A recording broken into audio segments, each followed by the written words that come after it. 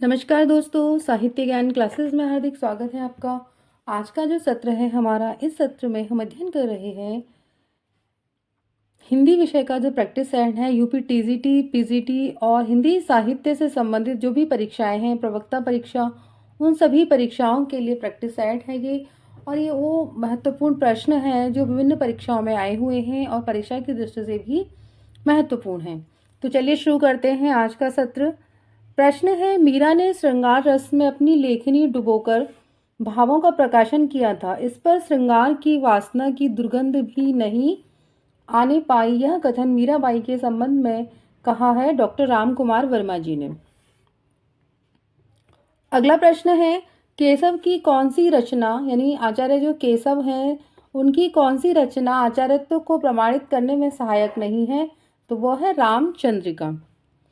भूषण के समकालीन किस कवि को मिश्र बंधु विनोद में भूषण काल के अंतर्गत परमोत्तम कवियों में स्थान दिया गया है, जिसे सुखदेव मिश्र ने भारी आचार्य कहा है, और वह है कुलपति मिश्र। ये वन लाइनर प्रश्न है और परीक्षाओं की दृष्टि से बहुत ही महत्वपूर्ण प्रश्न है, प्राचीन संस्कृत साहित्य के रुचि संस्कार के साथ भारत भूमि की प्यारी रूपरेखा को मन में बसाने वाले ठाकुर जगमोहन सिंह हिंदी के पहले लेखक माने जाते हैं। यह एक कथन है और यह कथन पूछा है किस विद्वान का है? संस्कृति, साहित्य और संस्कार, रुचि, इन सभी के साथ जो उन्होंने भारत की जो रूपरेखा अपने मन में बसाई है ठाकुर जगमोहन सिंह ने, तो यह विचार किसने कहा है? तो आचार्य शुक्ल का यह कथन है ठाकुर जगमोहन सिंह के लिए। अगला प्रश्न है, जब मैं अपने हृदय पर विश्वास नहीं कर सकी, उसी ने धोखा दिया, तब मैं कैसे कहूँ कि मैं तुमसे घृणा करती हूँ?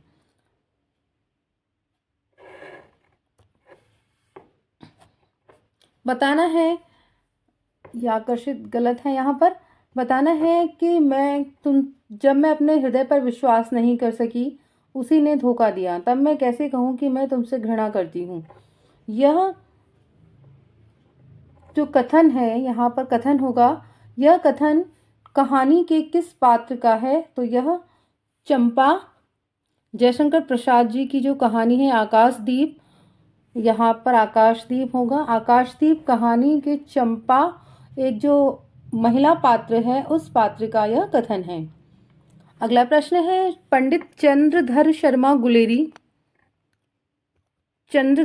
जो गुलेरी जी हैं, उनको किस उपाधि से सम्मानित किया गया है, यानी उनको कौन सी उपाधि प्रदान की गई है? तो इतिहास दिवाकर।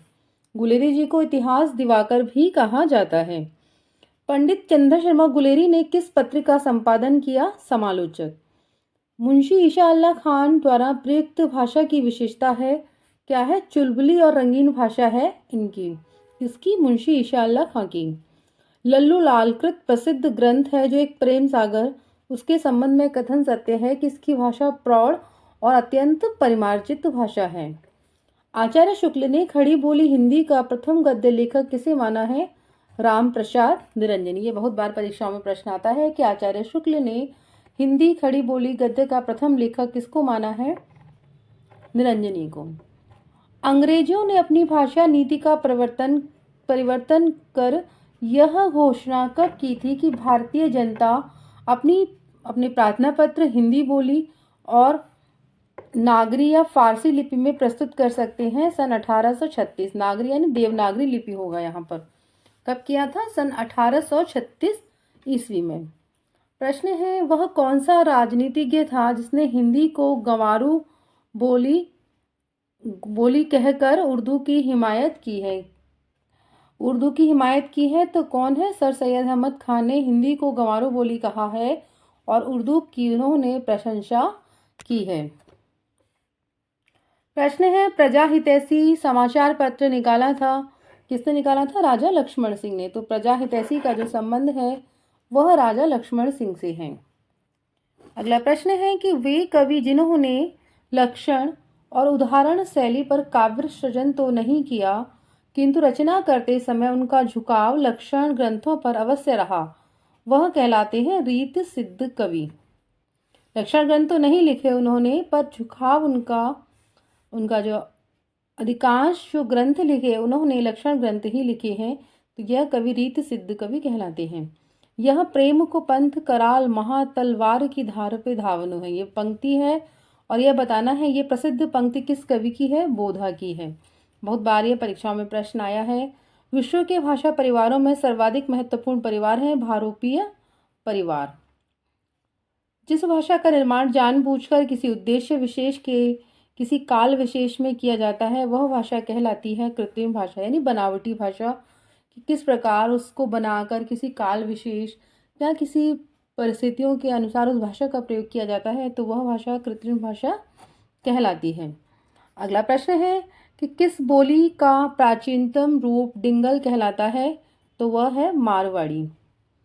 पश्चिमी हिंदी की उत्पत्ति मानी जाती है सौरसेनी अपभ्रंश से। खड़ी बोली हिंदी का सर्वप्रथम प्रयोग किसने किया, लल्लूलाल जी ने। ये प्रश्न बहुत बार आता है कि खड़ी बोली शब्द का सर्वप्रथम प्रयोग किसने किया है। खड़ी बोली के एक नवीन रूप को हिंदुस्तानी नाम सर्वप्रथम किसने दिया, स्वामी प्राणनाथ जी ने। आचार्य भामह ने अपने ग्रंथ में अलंकारों की कितनी संख्या निर्धारित की है, 38 यानी 38। अगला प्रश्न है आचार्य भरत मुनि ने अपने नाट्यशास्त्र में कौन से अलंकार का उल्लेख नहीं किया है, तो वह अलंकार है अनुप्रास अलंकार। किसने रीति को काव्य की आत्मा माना है, आचार्य वामन ने। काव्य शास्त्र में मुख्यतः कितने प्रकार की रीतियां प्रचलित हैं, 3 प्रकार की, वैदर्भी पांचाली और गौड़ी, वो 3 प्रकार की रीतियां हैं। रीतियां हो गया रीतियां, इस तरह से आएगा रीतियां।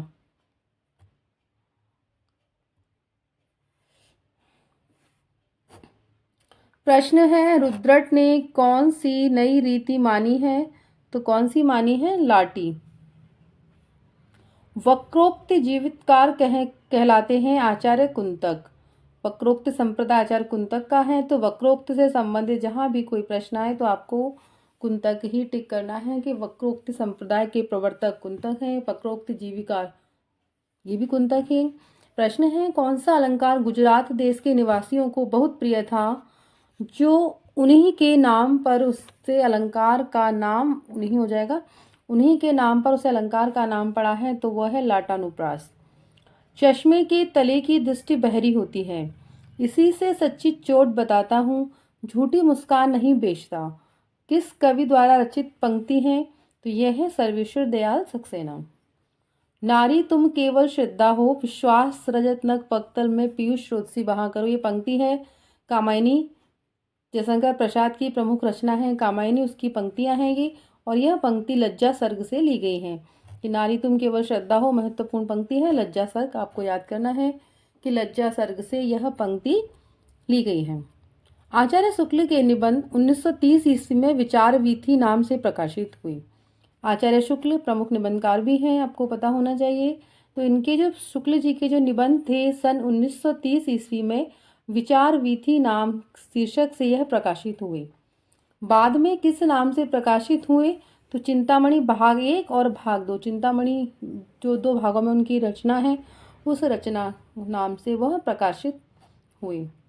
अगला प्रश्न है हिंदी में कपास की खेती करने वाले निबंधकार हैं, यानी कपास की खेती करने वाले निबंधकार किसे कहा गया है, महावीर प्रसाद द्विवेदी। लिपियों का सही क्रम है, लिपियों का सही क्रम असिस्टेंट प्रोफेसर परीक्षा, हिंदी टीजीटी पीजीटी सभी परीक्षाओं में हिंदी भाषा की लिपि से प्रश्न अवश्य आते हैं। तो लिपियों का जो विकास क्रम है वो सही क्या है, इनको उल्टा सीधा करके दे दिया जाता है, फिर आपको वो सही क्रम में लगाना है। तो सबसे पहले है चित्रलिपि, सूत्रलिपि, प्रतीकात्मक लिपि, भावमूलक लिपि, ध्वनिमूलक लिपि। तो चित्र, सूत्र, प्रतीक, भाव, ध्वनि, इस तरह से आप इनको याद कर लीजिए। सबसे पहले चित्रलिपि आई है, चित्रों के माध्यम से अपनी बात को कहना समझना है ना, फिर सूत्र, तो इस तरह लिपियों का यह क्रम है। अगला प्रश्न है हिंदी की वैज्ञानिक एवं तकनीकी शब्दावली के निर्माण का कार्य करने वाली संस्था है, उसका क्या नाम है, तो वैज्ञानिक एवं तकनीकी शब्दावली आयोग। यही बहुत बार ये प्रश्न आता है। अगला प्रश्न है भारतीय संविधान के किस अनुच्छेद के अनुसार संघ की राजभाषा हिंदी और लिपि देवनागरी होगी, तो अनुच्छेद 343। किस सूफी काव्य में अंग्रेजों के द्वीप का वर्णन है? चित्रावली। प्रभा खेतान प्रमुख उपन्यासकार हैं। इनके प्रमुख उपन्यास हैं आओ पेपे घर चलें, तालाबंदी, छिन्नमस्ता, अपने अपने चेहरे और पीली आंधी। इसमें पीली आंधी और आओ पेपे घर चलें ये तो बहुत बार परीक्षाओं में पूछे जाते हैं। प्रश्न है प्रताप नारायण मिश्र की किस रचना में बाल विधवाओं की करुण दशा का मार्मिक चित्रण हुआ है? तो प्रताप नारायण मिश्र का एक रचना है इनकी मन की लहर। इस रचना में बाल विधवाओं की करुण दशा का मार्मिक चित्रण किया गया है। प्रश्न है पृथ्वीराज रासो को पिंगल शैली में रचित माना है डॉक्टर नगेंद्र ने। तो पृथ्वीराज रासो जो रचना है उसको पिंगल शैली में रचित डॉक्टर नगेंद्र जी ने माना है। प्रश्न है प्रभा खेतान के किस उपन्यास में एक अमेरिकी नारी जीवन की अंतर्व्यथा का उद्घाटन हुआ है? यानी अमेरिका की जो नारियां हैं, वहाँ अमेरिका का किस प्रकार का वातावरण है, वहाँ की नारियों की मन स्थिति और उनकी अंतर्व्यथा के मन में किस प्रकार के अंतर्द्वंद चलते हैं वहाँ की स्त्रियों की, उसका वर्णन जो उपन्यास है उनका आओ पेपे घर चलें, इसमें उसका वर्णन किया गया है। प्रश्न है भारतेंदु हरिश्चंद्र के प्रसिद्ध अधूरे उपन्यास हटी हम्मीर को नाट्य रूपांतरण कर किसने पूरा किया? तो प्रताप नारायण मिश्र जी ने। तो ये प्रश्न भी आता है कि भारतेंदु का अधूरा उपन्यास कौन सा है? तो हटी हम्मीर।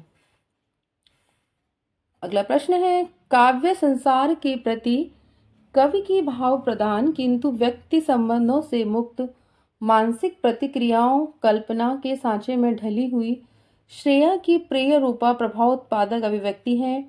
काव्य की यह परिभाषा किसने दी है? बाबू गुलाब राय जी ने। प्रश्न है हरिऔध जी ने अपने किस ग्रंथ में नायिका भेद के अंतर्गत देश प्रेमिका, लोक प्रेमिका, जाति प्रेमिका, परिवार प्रेमिका की आदर्श कल्पना की है? तो उनकी रसकलश रचना में। सुरंग में सुबह उपन्यास के लेखक हैं मिथिलेश्वर। मैला आंचल किस प्रकार का उपन्यास है? आंचलिक उपन्यास है और यह फर्नीचर नाथ रेणु का प्रमुख उपन्यास है। हिंदी का प्रथम मौलिक उपन्यास है परीक्षा गुरु।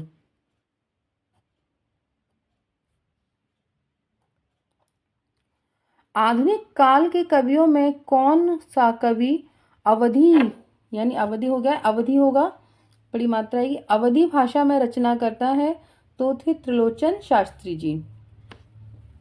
प्रश्न है भिखारी ठाकुर को कहा जाता है? तो क्या कहा जाता है? भोजपुरी का भारतेंदु। भोजपुरी भाषा का भारतेंदु कहा जाता है भिखारी ठाकुर जी को। अवधि का विकास नामक शोध ग्रंथ की रचनाकार हैं बाबूराम सक्सेना। देवनागरी लिपि का सर्वप्रथम प्रयोग कहाँ हुआ था? तो जयभट्ट के शिलालेख में। और कहाँ हुआ था? गुजरात में। किस विद्वान ने गोदान को कृषि संस्कृति का शोक गीत न मानकर करुण महाकाव्य माना है? नलिन विलोचन शर्मा जी ने। राधा कान्हाई तो सुमिरन को बहानो हैं। रीतिकालीन कवियों की भक्तिहीनता के संदर्भ में यह किसने कहा है? तो भिखारी दास। रामचंद्रिकों का छंदों का आधार पर कहने वाले समीक्षक हैं राम स्वरूप चतुर्वेदी। किस रीतिकालीन कवि का नाम मणिलाल है? नामों से भी प्रश्न आते हैं कि नाम साहित्यकार के नाम कुछ और होते हैं और वो किसी अन्य नाम से रचनाएं करते हैं। तो किस रीतिकालीन कवि का जो नाम है वो मणिलाल है? चिंतामणि। केशव को भाषा का मिल्टन किसने कहा है? तो किसने कहा है? मिश्र बंधु जी ने। दादाभाई नौरोजी के पार्लियामेंट के सदस्य चुने जाने पर हर्षपूर्ण तथा विलायत में उन्हें काला कहे जाने पर क्षोभपूर्ण कविताएं लिखी हैं। यानी दादाभाई नौरोजी को पार्लियामेंट के सदस्य चुने जाने पर खुशी में और उन्हें विदेश में जब उन्हें काला कहा तो उसमें दुख में जो कविताएं लिखी हैं वो बद्री नारायण चौधरी प्रेमघन के द्वारा लिखित कविताएं हैं। सुमित्रानंदन पंत ने अपनी किस रचना को कल्पना का विहल बाल कहा है? तो पल्लव। शास्त्रीय पद्धति पर काव्य रीति के विभिन्न अंगों की सम्यक विवेचना करने वाले प्रथम आचार्य हैं केशवदास। अगला प्रश्न है सुमित्रानंद पंत कृत लोकायतन की जो कथा वस्तु है वह क्या है? भारतीय जीवन की स्वाधीनता के पहले की और बाद की कथा। जो भारत का जीवन है वो जब पराधीन था उसके पहले और स्वाधीनता के बाद। किस कवि ने अपनी कविताओं में फैंटेसी का सृजनात्मक उपयोग किया है? तो वह किया है मुक्तिबोध जी ने। तो आज के सत्र में इतना ही। अगर वीडियो अच्छी लगी है तो लाइक कीजिए, चैनल को सब्सक्राइब कीजिए, शेयर कीजिए और कमेंट्स कीजिए। आगे आने वाले सत्रों में जुड़े रहिए। बहुत बहुत धन्यवाद।